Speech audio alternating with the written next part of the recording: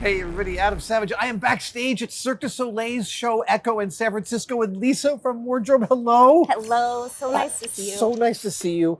I love the costumes in this show, first of all. They're beautiful. The sort of ombre fades that are going on in all of the costumes. I was really grooving on the wrinkled morning suits, the tuxedos. Yes. But talk to me about what it is like to run costumes for a show like this. There's a lot of hidden things going on, I would imagine. Yes. Oh my goodness. There's so many different things to think about.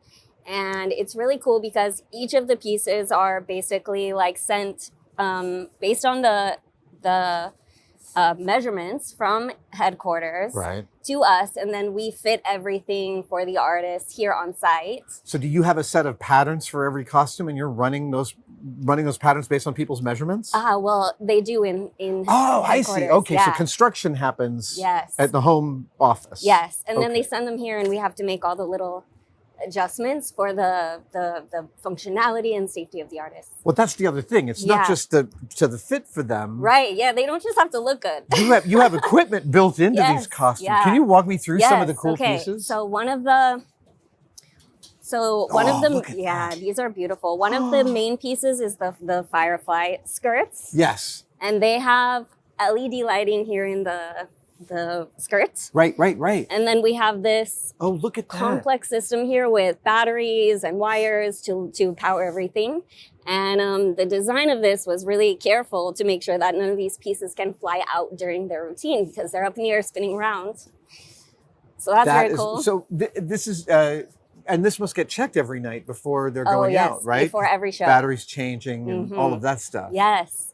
We have other pieces that have tracking systems. So they have these. Those are little tracking dots. lines. Oh my God. And the spotlight can follow them on stage because of the tracking. So Spotlight's following actors is crazy to me. Yes, That's we have amazing. it built into their costume to fit the tracking lines. When I watch these two clowns, literally two clowns, they're bouncing around in these costumes. Yes, so up and down the ladder. You have to secure everything down. Yes, yeah, that's really important. I'm curious also, like there must be different performers are stretching in different ways, so you need to accommodate extra room in different costumes too. Yes, yeah, absolutely. We have, like, for example, in the poles costume, they have they need a lot of flexibility for the piece that's closest to their skin. But this is the climbing the poles and holding on. Yes, and this is their underpiece. So this is underneath. Okay. Yeah, and so this protects their skin while they have a thicker piece of denim. This is their the magic. stage costume. Yeah, and this gives them better traction on the pole so that they can hold with the friction for their, they're holding onto the pole, spinning around in the air, and this act goes really high in the air. No, I remember seeing it. And that's the only thing that's holding them up is what they're wearing underneath and the pants. Often it's a leg hook, an elbow hook. Wow. And it's just their friction. Yeah, so if you remember the Icarian Games, the foot juggler of the other boy. Yes.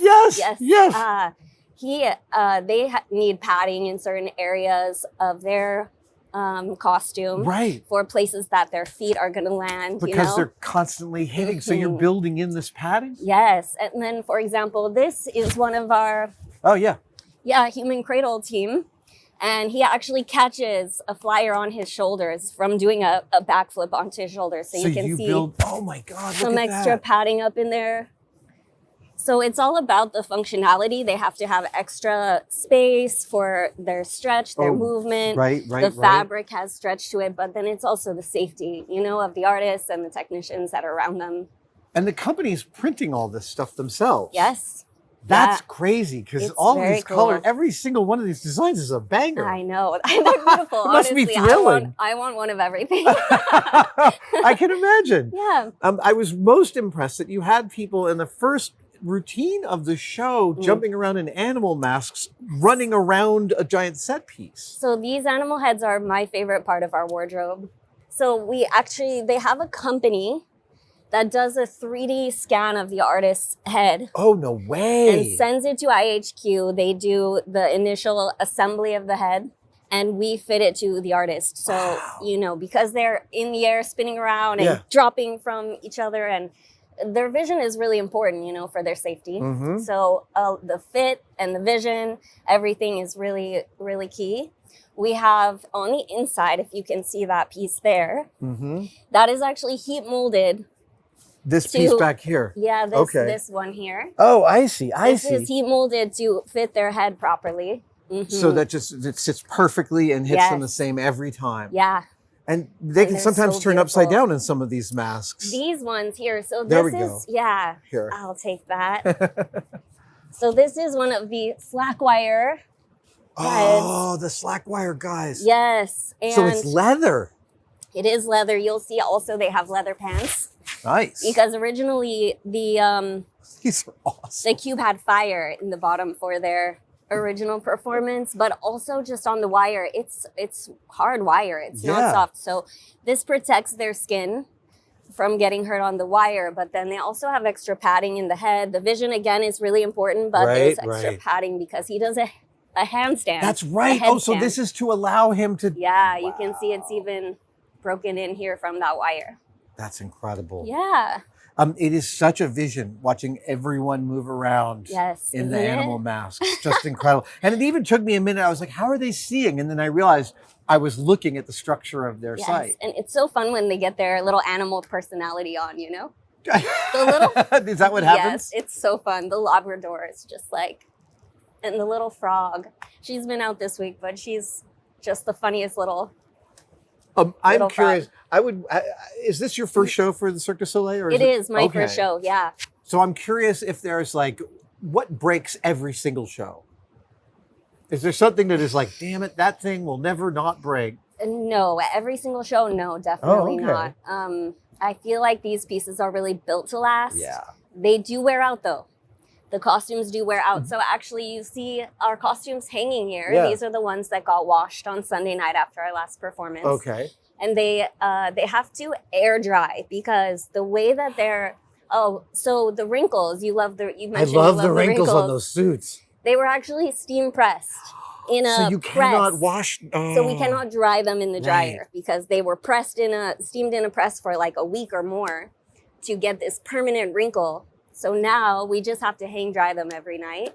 And then every morning our team comes in and inspects every single piece of costume.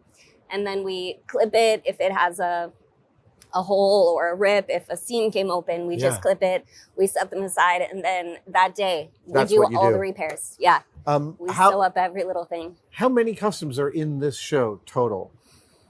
I could not tell you. Wow. That's a good question. It's such a number that would, that's amazing. Yeah. How many do we have on the crew? 900 pieces. 900 pieces? That's insanity. How to manage such a thing? Yeah. And then, headquarters will send us new ones. Right. But we still try to get the most use out of them we can for sustainability. Right.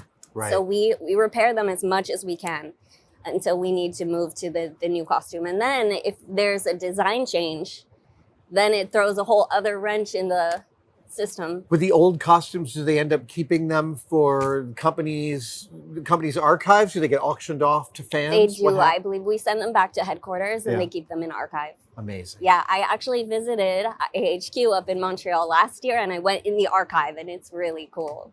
I from love every show of all time. And so this shop comes just out of a truck. This shop packs up. You can be out of here in like 40 minutes if you need to. How many trucks do we have on tour? 72 trucks. 72 trucks. Yeah. Lisa, thank you so much for walking me through this. Of course, it's my pleasure. Beautiful. Yeah.